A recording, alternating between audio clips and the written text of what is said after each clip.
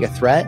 And one of the things that can't be attacked is your self-custody Bitcoin. And one of the things that can be attacked is the ETF. You can't be exposed to that. That's my view. It's not a good idea. And by the way, that'll hit MSTR too. It'll probably hit other stuff as well. Friends and enemies, welcome back. Canadian Bitcoiners podcast. Friends and enemies, welcome to the CBP. Want to be better informed? Listen to Len and Joey. Spots is taken care of right off the top. Bull, Bitcoin, and easy DNS. The media is feeding the slop. It doesn't matter what topics discussed. Quality entertainment and information you can trust. That's being planned or at least discussed. You know, we're not going to allow people to buy entertainment and information you can trust. Send the guy some value, boost them with some stats. Bitcoin is a scarcity asset. I mean, it's just a fact. Geopolitical, national, down to the local cloud. Friends and enemies, welcome back to the Canadian Bitcoiners podcast. It's budget week, Len. Tomorrow is the big day. We're having a budget the first time in 500 days. 500 days. What else has not happened in 500 days? The Leafs haven't won a Stanley Cup. The Jays haven't won the World Series. Yeah. I don't know. I think that's about it. We're going to talk about all this tonight. We got to talk about Canadian stablecoins. I don't know whose idea that was. We got to talk about rate cuts. We got to talk about all the stuff that matters to Bitcoiners. Maybe even core versus knots again. Len's that's coming up on Wednesday. That's not coming up today. we'll talk about Wednesday as well. Let's talk about the sponsors. EasyDNS, the best place for you to buy, port. Can you borrow a domain? Probably not. But you can get a domain off of Mark easily or bring yours over to a competent DNS provider. Mark is certainly that. If you want to get over there and protect your domain, protect your data, easy mail, domain, sure. A couple extra bucks a month, really worth it given the number of hacks, breaches, nightmare scenarios where people are leaking their data and their customers' data, more importantly, to the wider internet, being sold in the dark web for the cost of Raising Cane's chicken finger combo. Mark doesn't worry about that stuff. Why? Because he's competent, knows what he's doing. And we hope that you guys will use him if you want any of that stuff done. Not to mention if you're a Bitcoiner, lots of virtual private server options. What can you do, Len? VPN, I should say, Nostr Relay Bitcoin node. And then as well, if you're an enthusiast, some other virtual private server stuff for you. If you like, you can just go over there and find out more. Mark will tell you. What's the code? CBP Media. 50% off your first round of buys. So load up the cart. Get over there and patronize our sponsors. Len is adjusting wires. Who's the second sponsor? I was just moving a controller out of the way. No, it's a Bull Bitcoin, right? Non-custodial exchange. This is what you want when you're dealing with your Bitcoin buys. We'll be talking about why you don't want to deal with custodial exchanges in today's show. You buy Lightning, you go buy on-chain. Still, fees are rather cheap. So on-chain is the way to go. But a lot of different options you could do. You could do reoccurring buys. You could do limit orders. You could do auto buys. Not many non-custodial exchanges offer this. Not many custodial exchanges offer this as well. You can pay bills. Check them out. They're available in Canada, Mexico, Argentina, Costa Rica, El Salvador. Is El Salvador on the list? I believe so. I don't remember. Oh, Western Europe. Pablo and Guillaume are both in the chat. They can correct us. We can only do so much. Either way, these guys are taking over the world. And because the reason why is people want their services. People want to buy Bitcoin from somebody that provides safe and secure way of buying Bitcoin. And Bull Bitcoin provides that for you. Check them out. If you use our code below, and by signing up using that, you get in perpetuity. It's going to be a little bit less costly to do your buys and sells. So check them out wherever you are in the world, as long as you're not in the United States. Unfortunately, you're screwed. Can't beat it. Pablo and Guillaume both say no, not in El Salvador. Not yet. Let's get El Salvador on the list. We haven't talked about El Salvador in a while, but whatever. What is there to say, really? You want to do some boosts and we'll do some housekeeping and get rolling? Boosts, yeah. Wartime, 133 sats. Sip and rip. A couple of beer mugs. Love it. Sip and rip. Yeah. Doug writes 525 sats. Great rip, Joey, for the sip and rip. 100% on the money.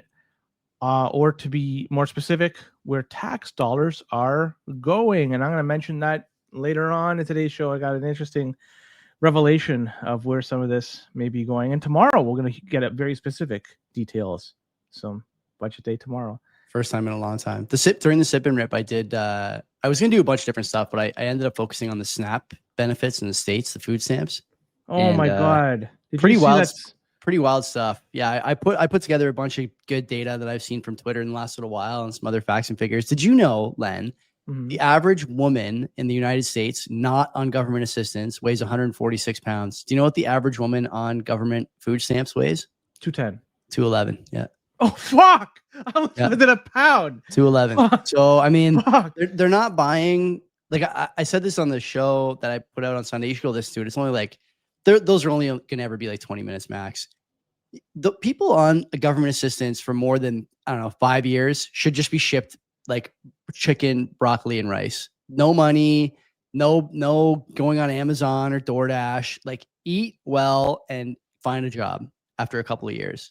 There's none of this horse shit. 30 years on Snap and they're cutting my benefits. What am I going to do? Why you been on Snap for 30 years, bro? Come on. Like, enough is enough. Anyway, Times are tough already. Yeah, sure. 30 years. It's just, it's the market conditions aren't favorable for those folks.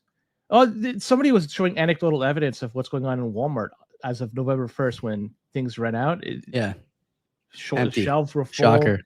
People haven't seen any confrontational videos shared online of low IQ shoppers going crazy in Walmarts all over the United States. Yeah, shocking. Shopping carts weren't overloaded. It was basically what you were able to afford. It was almost like living on a Bitcoin standard, right? Like you could only buy what you have, nothing more, nothing less. Anyways, Jer writes in 4,000 sats. He says 2 legends, and that's with me and Mr. Arnome, who I want to thank for coming on a show last week. He's took some time out of his day to do that. And if you haven't listened to that, if you want to learn a little bit more about BIP 444 and a potential upcoming fork, definitely recommend listening to that. He is very opinionated. He's been around this game for some time, so I think you'd like it if you're interested in that topic. Even if you're not interested, Arnome and Len make it accessible, number one, but also Gnome is a NIM. And so he is, like Len said, rather opinionated and not afraid to speak his mind on any subject. So, yeah, good show there. Good show there. Any other boosts? 2 more. Hammertown OG, 2,500 sats. Hammertown OG. My colleague? You bumped into him. Maybe. He says, you guys are right. UBIs are a dangerously bad concept. In the not too distant future, people will become dependent on their UBI and will be in a form of a CBDC and digital ID and wallet. Step out of line, protest the government, and your wallet ID and funds will be turned off and inaccessible. What did CBC tweet today, right? Or yesterday? What did they tweet today? We need to do automatic tax filing because it could help ease in UBI payments. Is that what you're saying? Yeah. I didn't even know. Like, these people are working against you and they're working together. And I can't stress it enough. Last but not least, we have Business Cat 5555 sats. Thank you. Bless BC. He writes in, Oliver Anthony said it perfectly in Rich Men North of Richmond. God, if you're 5'3" and 300 pounds, taxes ought not to pay for your bags of fudge rounds. Yeah. It is true. Like, I don't know how else you could. I am very anti-fat. I'm a big anti-fat guy, but anyway, yeah, that's the boost. I want to, before we talk about the show schedule, I want to thank Corey, Hodler's official. I ordered a basketball or baseball jersey from him, and because he made us custom shirts. He made Len and I custom shirts with our logo on them. They're very nice. And I said, I've been meaning to buy one of these jerseys. I got to get my hands on one. It's the least I could do. I bought the jersey. He sent me a bunch of stuff. Some stuff that I ended up giving to Len that, maybe we'll pass along to other people in time, or save for our kids or something, in the Bitcoin way. It's just amazing the stuff that Bitcoiners do when they're in a position to show gratitude. And like, we see it in the boost, and Len and I do it. We give our time to a lot of different places and a lot of different shows, and Len has given his time to people doing stuff that I would never do because it's time consuming, and it's amazing the generosity that comes from this community when there's value given for free. The podcast doesn't cost anything to consume. We don't charge a monthly fee for people who listen. And it seems to me that that's a common thing in Bitcoin. So I want to thank Corey. And if you haven't picked up anything from Hodler's officially yet, you ought to have, because he's making really good stuff. Everything he sells is top notch. And I wore my Noster shirt to work the other day, and a couple of people pointed it out. Len, our friend Manny Monero, and a couple other people like the design, even if they didn't know what the Noster thing was all about. So super cool, super cool. Would have expected him to know what Noster is. He did, but the other people didn't. But they just like the design. To Nostrich, he doesn't. Yeah, that's it for my boosts. I have nothing else to say. Well, actually, Wednesday we might have. Yeah, a what show. are you doing Wednesday? Yeah, there may be a show. I'm not sure if it's going to happen. Given it sounds like it in the group chat, Len. It's getting pretty heated in there. That's what I'm getting at. I think that things may come to blow. And they just fuck it. They'll say fuck it. But either way, we might have Praveen come on, and we'd have Huddle D. Praveen, and maybe Twan. I think Twan is doing an install that day, he said, so he can't do it. But they'll be talking about potential fork, soft or hard, BIP 444, op return, core version 30 knots, whole bunch of things. And it's going to be a discussion, not a debate, a discussion more than anything else. I have one more thing to add. A surgeon, approached me on the second day of the conference a couple of weeks ago and wanted to talk about a decentralized network of doctors working for Bitcoin or incorporating Bitcoin into their practice. And if I can give you stories about what's going on, the healthcare system is nuts. I can't find the card you gave me, sir. I looked in my bag. I looked in my jeans. I got sick during that travel back home. I was in a bit of a daze. If you listen to the show every day or every week or whatever, send me a message either on Instagram, or my Instagram is at Joey Grams, all one word. And you can send me a message there and I'll answer it even if we don't follow each other. It doesn't go for everyone else. And the other place you can reach me is at cbpjoey@gmail.com. Either one is fine. I will see the message. That's assuming I continue to have trouble finding this card. But I thought about it today, and I really want to talk to you about the stuff we discussed, but I have no way to get a hold of you. So if you're listening, reach out. Let's go on. The less I say about Canadian healthcare, the better. Go straight to Bitcoin stories. Sure, man. All right. We have the Canadian budget coming out tomorrow, right? And that's going to come around 4:00. The dude got new shoes today. Not sure if you saw it. I did. Yeah. Well, I don't want to get into too many specifics because we don't have anything that's been laid out just yet. So going too deep on this topic just doesn't make sense. But still, I want to just briefly touch on something because there are multiple reports out there. And they're saying that there may be something in the budget with respect to stablecoins and new rules and regulations surrounding it. And remember, in June of this year, we had the U.S. release the Genius Act, and that helped define regulations about issuance of stablecoins and how to deal with anti-money laundering rules. So all that shit along those lines. Canada is simply trying to keep up with the Joneses in this case. And it makes sense. The big question that still needs to be resolved with stablecoins is right now it's considered a security. Mm-hmm. And the question is, should it be morphed into something that could be like as a payment, like cash can be used? And if that's the case, then it's no longer a security. And Canada is going to be looking at this. I can't wait to see how they're going to be designing this. But it looks like that there's going to be some people, if they're looking or expecting something very big here, they may be disappointed from what I'm gathering from these reports. And if you're digging into the story, Globe and Mail was mentioning that a Canadian company called Tetra was going to launch a Canadian stablecoin in 2026. Yeah. And another company called Loon is hoping to do the same thing this year after they bought up the CADC stablecoin. They have funding too, by the way, VC funding in both cases. Yeah, they both millions and millions. Yeah. The timing of this, of buying up that company, that stablecoin company, CADC, and also Tetra releasing one, I don't think it's a coincidence. I think that they have some, I don't want to say inside knowledge, but they see which way the winds are blowing. And there seems to be a race here, a digital race, as to get these Canadian stablecoins out there. And you've mentioned it many a time that there's potentially a connection between a stablecoin and a CBDC. Totally. And if we believe that to be the case, then we may be witnessing the birth of a pseudo CBDC within Canada as a result of this, plus the regulation that's going to be coming out. So that's all I could say, because like I said, the budget comes out tomorrow, and anything more, I'm just speculating, and I could be looking like a total fool because they could just throw a curveball and do something else. I don't fucking know. We'll see tomorrow. We can talk about the budget a bit. I just want to maybe knock out one thing on CBDCs first. The reason the CBDCs are so prevalent for governments now is because there needs to be a demand, or CBDCs for stablecoins, I should say, is so prevalent, is because there needs to be demand for debt. And every economist now is on the same page that Bitcoiners have been on for 10 years, that at some point, the debt is no longer a feasible investment by institutions, foreign governments, whatever, because the currency is weakening too quickly. There's no guarantee you're going to get your principal back, et cetera, et cetera, et cetera. And so you see the long end of the curve going up. I expect tomorrow to see competent commentators, guys like Mike Campbell, Rich Diaz, Stretsky, and Dicker over at Looney Hour. We will talk about it. A few other people, I'm sure, will talk about it. That's really the key thing about the budget.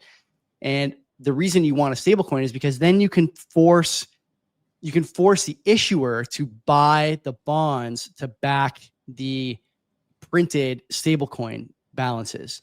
And, we've seen this over and over again in the U.S. messaging, that what we want is to drive demand for U.S. treasuries. And how are we going to do it? We're going to bring the issuers on shore. We're going to force them to hold treasuries. We're going to force them to hold dollars.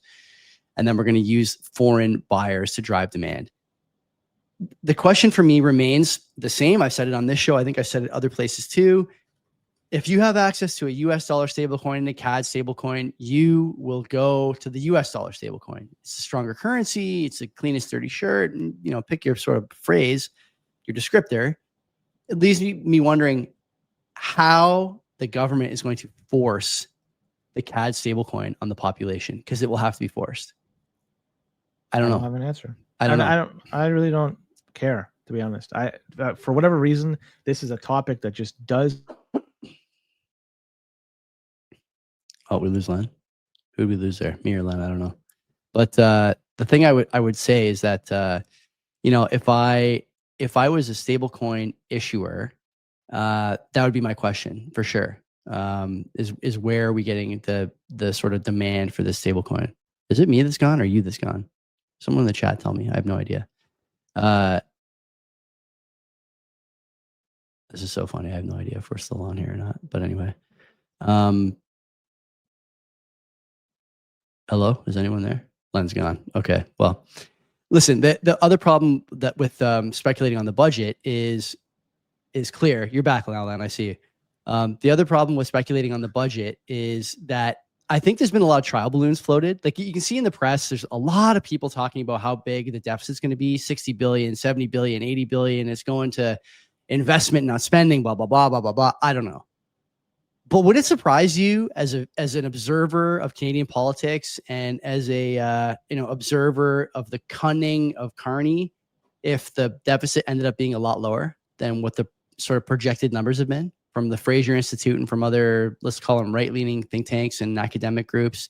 Would it surprise you if it was a little lower so they can kind of hang their hat on it? Nothing will surprise. Well, it wouldn't surprise me. Now, let's take it a different step. It's a different question. What do you think it's going to be? Do you think it's going to be north of $70 billion? Is it likely? Yeah, questionable? I think 70 is a number, to your point, and I also think that but I think that what they're going to do is try and phrase it and say the investment is half of that, and the spending is the other half. We're reducing the operational, expenditure by 50% or whatever, but really it's just moving to the other side of the ledger.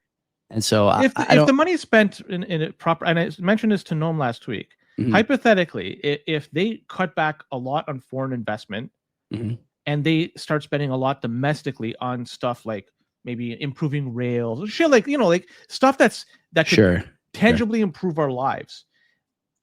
It's hard to say that that's, if you're going to go into debt, I think that's the best way to go into debt. I agree. There's infrastructure needs. Yeah, totally. So, and that would potentially create new jobs here, and it would just maybe not long term it would work out, but at least in the short term it would certainly help things. I wouldn't look at that and say that's fucking terrible.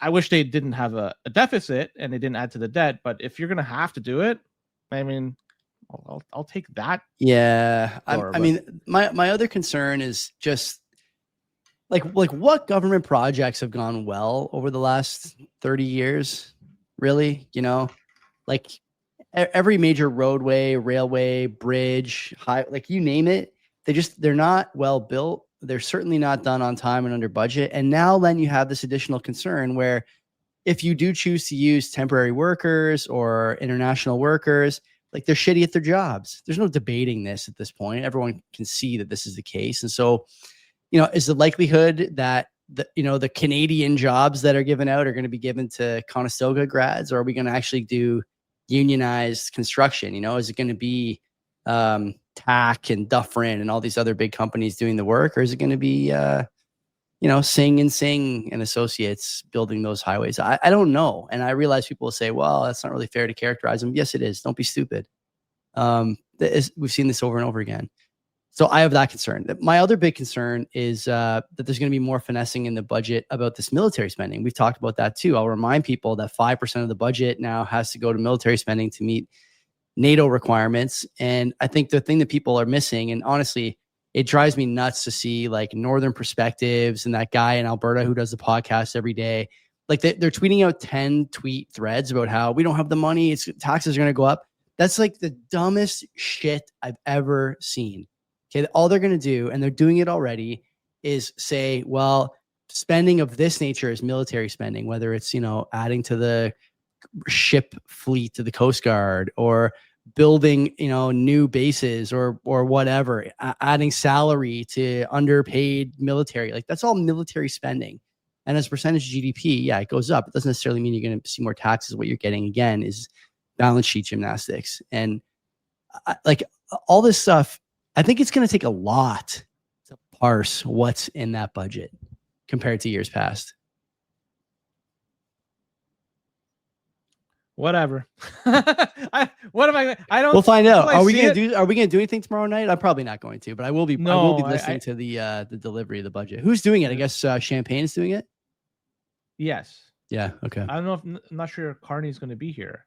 I think he's still in Asia, right? He wasn't in Is the he? house today. At least I looked at it for 5 minutes. He wasn't there. Yeah, I'm not sure. No, he certainly wasn't there. No, because Polyev was at the beginning. So he's probably still in Asia. By the way, he apologized. So good for him. Anyway, let's talk more about Bitcoin.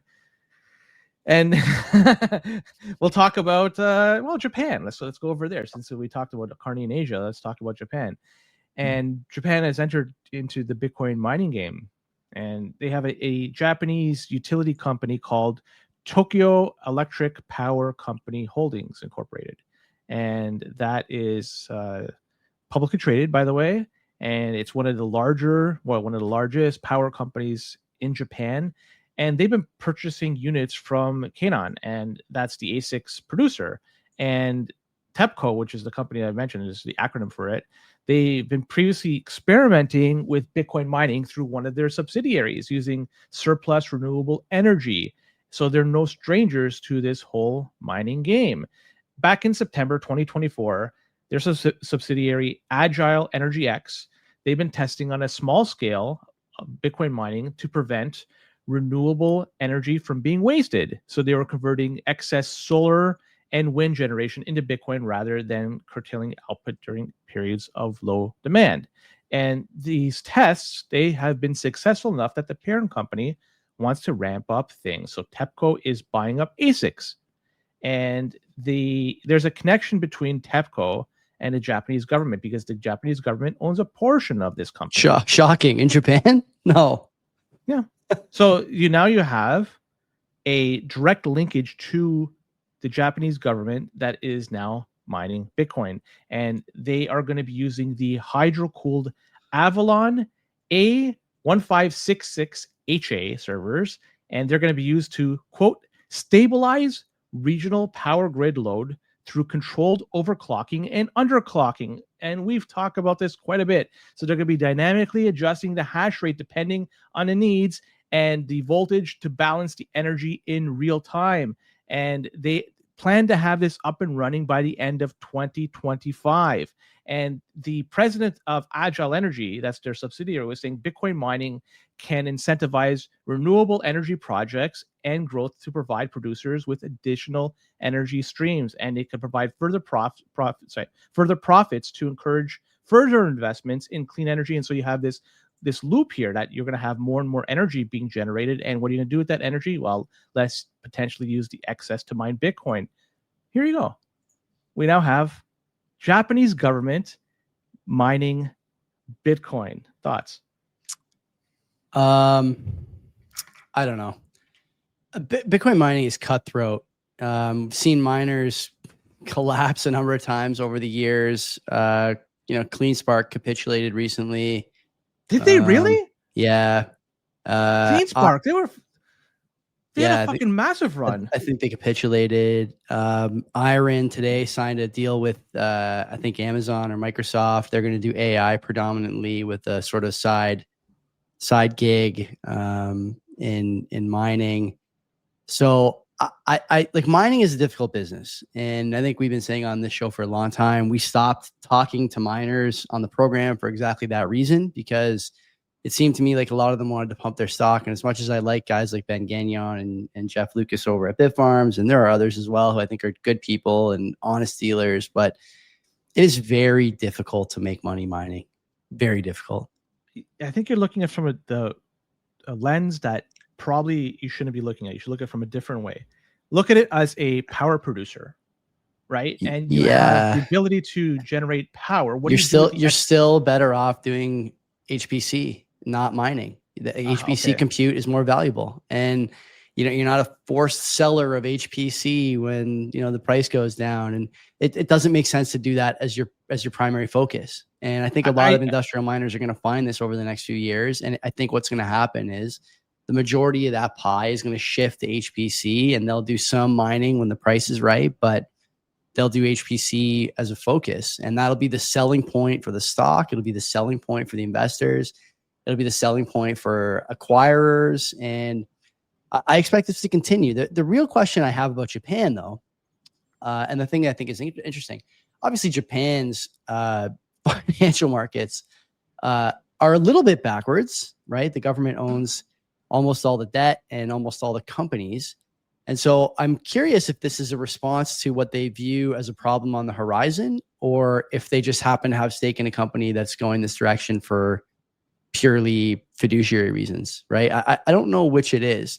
And I don't think anyone does. The latter. That's my guess. But to go back, and I have to also plead a little bit of ignorance here, because I don't know exactly how HPC works in totality. But if, from what I do gather, and anybody, including yourself, correct me if I'm wrong, there's got to be a consistent output, right? You're not dynamically ramping things up or down. And that's what Bitcoin mining has the ability to do. Yeah. So that's what they're using the Bitcoin mining in this particular case. So I'm not sure if the high performance computing could work in that environment. Maybe it can. I don't know, because I'm just not totally familiar with that side of things. But if it can't, then Bitcoin mining certainly makes sense. Yeah, the question is what percentage of your pie should be mining? It's not about whether you can ramp up or down. Of course, I think every HPC company will have some mining. I don't think they're going all HPC. I don't think that makes a lot of sense. But the question is how much. And so, I wonder if we revisit this in a year or 2 years, or maybe after the next halving, maybe that's the right time to look at it again. And you can look at a bunch of miners that time, probably.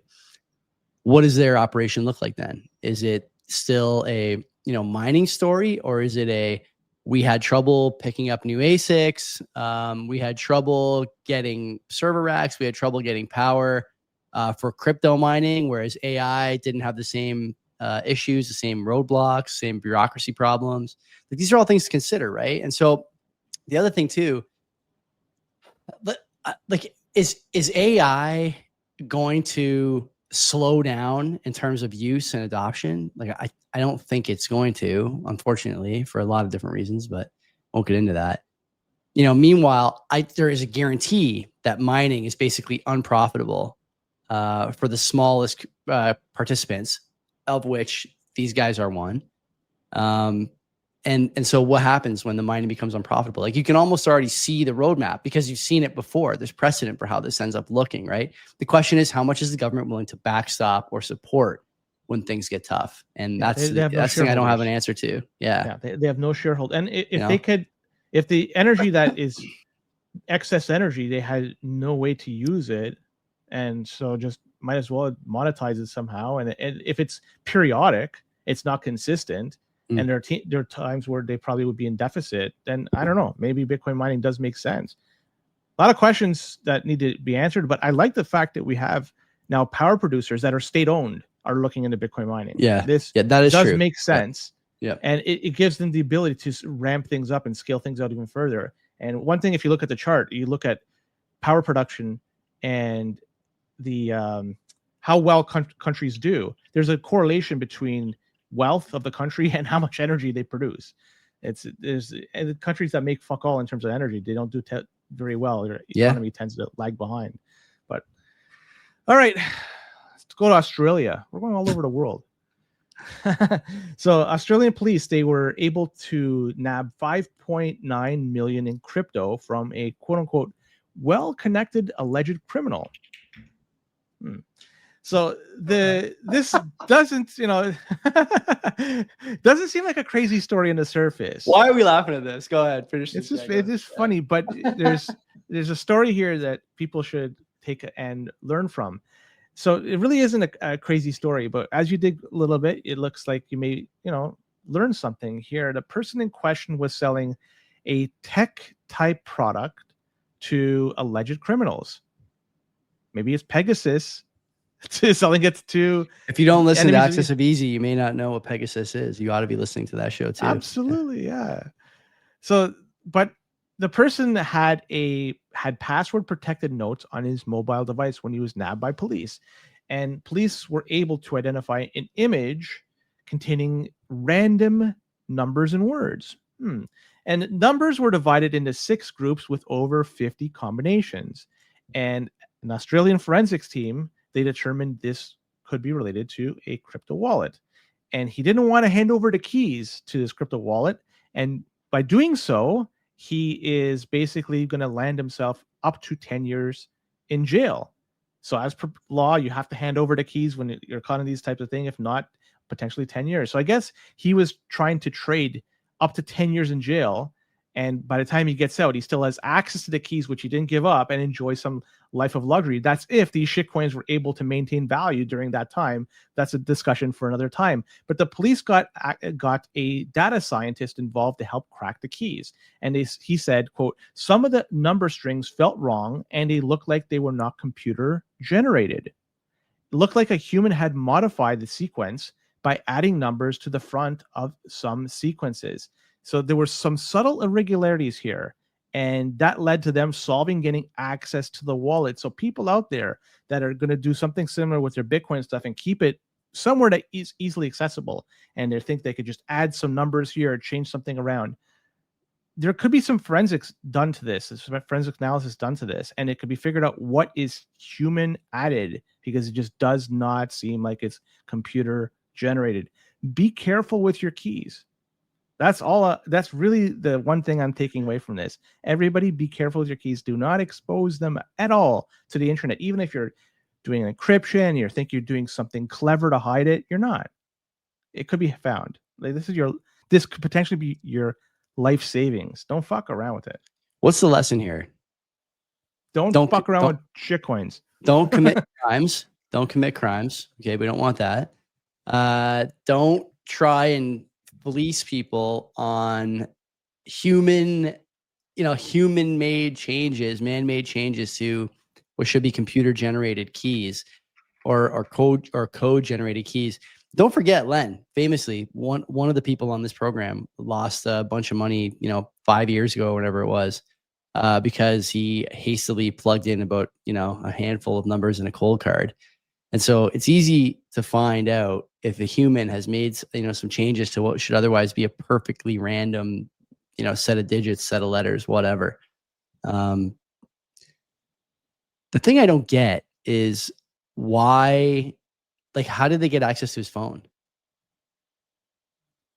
Good question. I don't That's know. what I It wanna was know. not noted. Maybe they forced his thumb on the thing and it opened up for him. Who I don't knows? fucking know. Yeah, who knows? Yeah. All right, California, they fined CoinHub. That's a Bitcoin ATM company for $675,000. That's over. It's like almost- nothing. It's like almost nothing. a million Canadian. Yeah, yeah.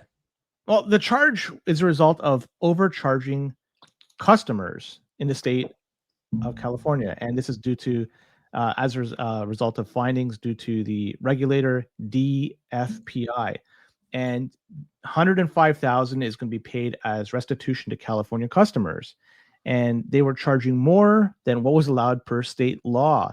They were accepting cash transactions above the $1,000 limit was also a no-no in the state of California. They were omitting key financial information on receipts. They failed to provide legal required disclaimers before transactions. There's a few things here that were wrong. Some of the transactions that were done on these ATMs, Joey, this is beautiful stuff here. They were over $10,000. So some people were buying, looks like Bitcoin. Heaven forbid. But they say that many of these oversight transactions were involving customers over the age of 60. So you know the reason Well, why he's got a girlfriend in Venezuela. What do you mean? or they got a call, you have a fine, you'll send you to jail, send us $11,000 worth of Bitcoin, we'll wipe this record. It's like, shit like that. People are easily duped when it comes to this. So under law, operators cannot accept more than $1,000 in cash for transactions per day. Fees in California are capped at either $5 or 15% of the transaction value, whichever is higher. It's not much, eh? Holy fuck, 15%. Well, they were charging more than 15% for the fees. That's a fucking scam. What is the fee on ATMs here? Like 7%? 8%? What is it? I think it's like what's Adam high charge? as 15%. What's Bitcoin well charge? I think it's as high as 15%. Okay, so they're up there. That's a lot. That's right at the limit, but these guys were charging in excess of that. So and who knows what they're not free market, baby. If people want to pay, let them pay. I guess so. See, getting 14% ish in the chat. From what I gather, it depending on the location, it's between 12 or 13% and 15%. That's what they are over here, but whatever. Steak and Shake. Do you care about this story? This like Bitcoin reserve story? Steak and Shake is it Shake and Steak or Steak and Shake? Steak and Shake. I have no idea. I've read it about 1 million times last week. They're starting a Bitcoin treasury, and they're donating 210 sats to the Open Sats Foundation every time they make a sale in Bitcoin. Oh, yeah. So it's a double-edged. Well, I like that. Hey, I'm changing my opinion. I had there you go. So Joey did mention that they're going to be adding to their treasury, their Bitcoin, or starting one. Every sale that they do that was in the sale of Bitcoin, because you could buy their food over there with Bitcoin, they're not going to be converting that to Bitcoin. So not like other treasury companies that are borrowing, begging, or whatever. These guys are just simply not converting this to their Bitcoin to whatever. So you went to Detroit not too long ago. You went to DC not too long ago. There is a Steak and Shake in each of those two locations. Joey, you failed us by not. It's a busy. Listen, when you're going stateside for a football game, there's not a lot of time to do much. Especially in Washington, my wife had not seen like the history around. Yeah, the Steak and Shake is one of the historical places over there. You got is it? Yeah, yeah. Lincoln Memorial, Washington Monument, Steak and Shake. Yeah. So you dropped the ball like the fucking Jays did. I did.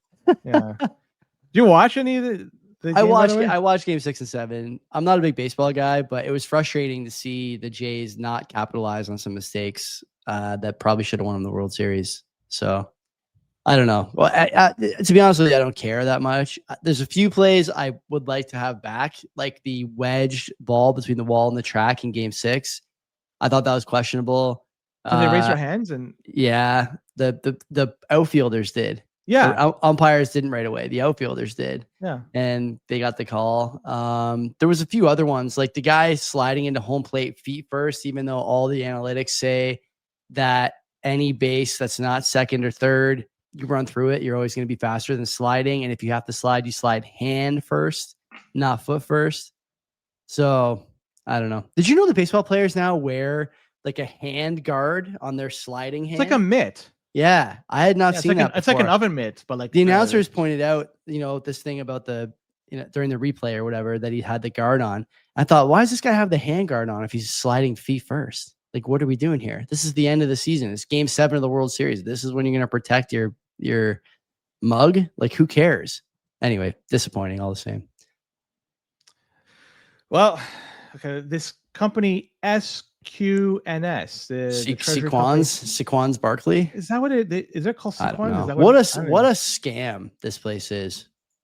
There's a number of scams in this particular field. They're a treasury company that has ties to Swan Bitcoin, and it looks like they're starting to sell, at least speculations that are starting to sell some of the corn.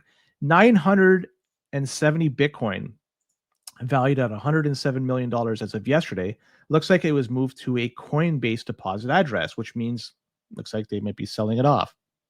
The company has about 3,200 Bitcoin before the sale, so a decent amount. So they're saying that, they need the money, right? The company, it was down a little over 25% in a month in the trades. So 63% in 6 months. It gets worse when you zoom out even further. They were as high as 53.90 in July, and that, as of yesterday, don't even tell me. Don't even say it. It's going to be an embarrassingly low number, something that's near zero. No, it's not. It's $7.34, but 734 versus 53.90. Yeah, that was the peak of paper Bitcoin summer. A lot of companies took a huge beating. Even fucking MicroStrategy has taken a massive beating, but I don't know. None of those companies are doing well. The Bitcoin, what is it? If it doesn't humble people and corporations, what does it do? This is the thing it does every cycle. And unfortunately, you're going to still have the next cycle. And even fucking this one, people are still going to fucking pile in because of a variety of reasons. And you got Bitcoin just sitting there waiting to be purchased. You could buy it, you could hold it, and then it's yours. Well, not to mention that, like, how many times did we talk about MSTR at some point, the risk of them having to sell? Like, I don't think it's a risk now or even anytime in the near future, to be honest with you. But look at these smaller companies. How many times did we say this? Len's what raising his eyebrows. Yeah, I mean, there's other key man risks there with Mike, but the point is that like you guys who are buying these companies, like my question is why? If you want a Bitcoin treasury company and you care about outperforming Bitcoin, okay, if that's the thesis, the only company, okay, that has the right balance of the opportunity to do that in fiat terms and not rugging you by selling the Bitcoin is MSTR. There's not another company that has that balance. And even that balance is dicey. But if you're going to do it, there's only one place for the capital. And it's not fucking Sequans. It's not Nakamoto. It's not any of these companies. It's MSTR. I'm going to give you the argument that somebody that wants to buy this shit. And I don't fucking buy we must the Twilight Zone here. What's going on? I don't buy into this. Okay. Because you said it. Why would you buy into this? It's that same argument. Why would you buy those other things? It's because you want to outperform something, right? And I don't buy into this, but they will say, I'm going to buy into MSTR because it's going to potentially outperform Bitcoin. All right. I'm going to buy into this SQNS because it's going to potentially outperform MSTR. I'm going to buy this fucking shitcoin because it's going to outperform Bitcoin. It's always this outperforming bullshit. That's what you're always trying to chase, these potential gains. You're not wrong. I'm not saying you're wrong. Sorry, that's what it is. That's the argument. So I'm not saying, listen, I'm not saying you're wrong. All I'm saying is if I'm in the mind of the investor, okay, it's these other companies don't have the right weighting of risk and increasing in value, appreciation, whatever. I'm tongue tied. Only MSTR has it because you can't, like, yeah, it is true that these like penny stocks, I realize it's not necessarily a penny stock, but like Nakamoto is now, and a few other ones are. They don't have the base. They don't have the foundation that MSTR has. And so you are running the risk of this. Now, I will say that MSTR is even showing signs of weakness. I listened to their earnings call last week. Saylor's talking about all sorts of shit that he wasn't talking about before. Today, they offered a European preferred. Like, I don't know, man. It seems to me like there's a lot going on at MSTR that I don't like too. And I would just caution people, because the problem with rug pulls is you don't know until you know. And by then it's too late.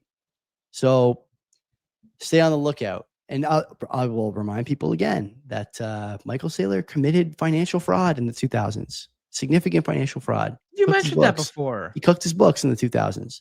So I don't know. Like, do you want to put your faith in this guy? You could, I guess. It's a different time now. Maybe he's reformed. I don't know. Company. There's no shenanigans go on with these companies. Never. Right? No, there's never shenanigans. No, never. Right? Like, what Never. the fuck? Yeah.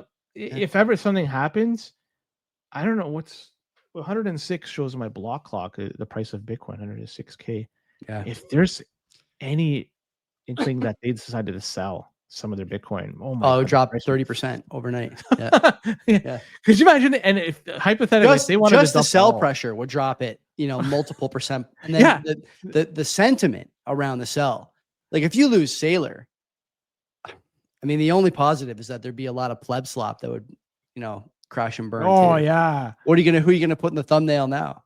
We had Tiff and what's the other guy's name? Powell in our thumbnail today, because we're talking about them in the back half. I'm gonna try and make the cringiest thumbnails I can. I know Nate from he does Ben's thumbnails and some other stuff for Ben, and does BTC Mentor. He gave me a template to use. I haven't used it yet, but it does make me laugh. It's just like, I don't understand why people put all their faith in Mike Saylor. Like, if you look back, again, if you look back 2 years, 3 years maybe, let's say, we had Mike Saylor basically constantly swimming upstream against the sharpest knives. It was all Wall Street, all media, all Bitcoiners. Like, everyone had questions for this guy about his stock. He went on about the Texas Mining Consortium or whatever. You remember that. He went on shows that weren't Natalie Brunell and Stefan Livera. Now it's only Brunel, by the way. He only talks to Natalie Brunell. He even talks to Natalie Brunell on his quarterly reports, his quarterly earnings calls. Like, I cannot stress enough how much easier the comms environment has gotten for Saylor, and yet how much worse the comms are. Like, you can make it that what you will, but having Pierre Rochard, Preston Pish, and Natalie Brunell does not scream confidence to me. It doesn't. And that's the top dog in the Bitcoin treasury company ecosystem. He's doing things a little bit different. He's got a nice base. It'd be hard for him to go tits up, but the risk exists. And I think you'd be naive if you said the risk was not greater now than it was a year ago. Is all I'm saying. It's all I'm pointing out. And to Len's point, if you're thinking about the smaller companies, then it's fair to thinking about the bigger ones too. Even if you think it less, the risks are the same. They are the same. No, I would say none of them are fucking good.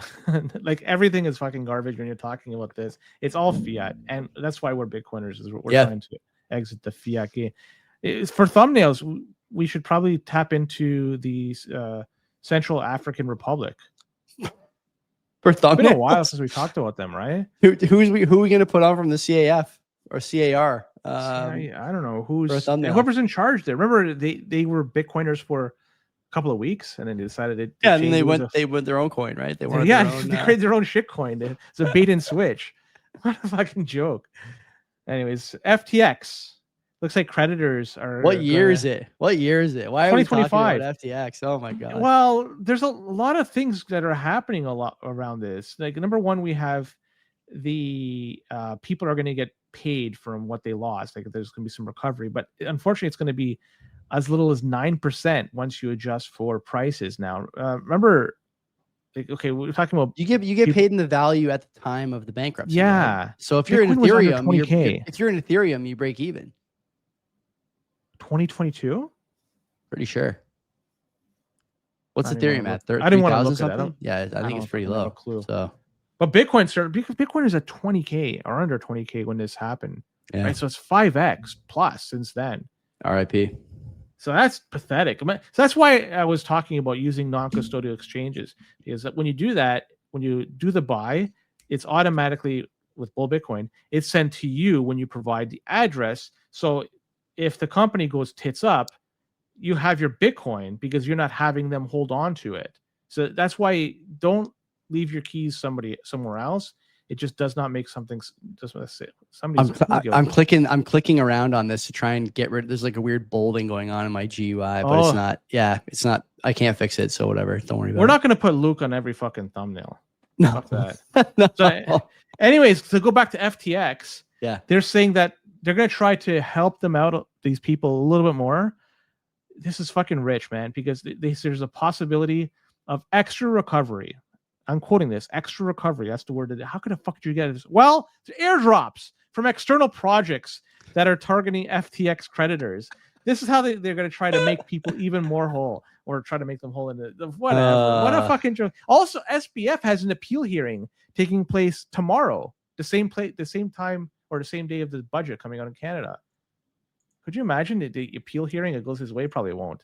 But there's a lot of moving parts here. Remember, Trump he pardoned CZ.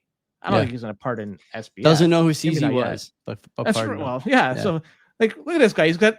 He's an acronym. Let's pardon him. Let's give him a fucking free out, right? I like one names or acronyms. Well, CZ, SBF, they're acronyms. Let's go. Yeah. Get out of here. I feel bad. I feel bad that this is still ongoing. It's like, I think a lot of people who probably got nuked by FTX just want to be done with Bitcoin and crypto at this point.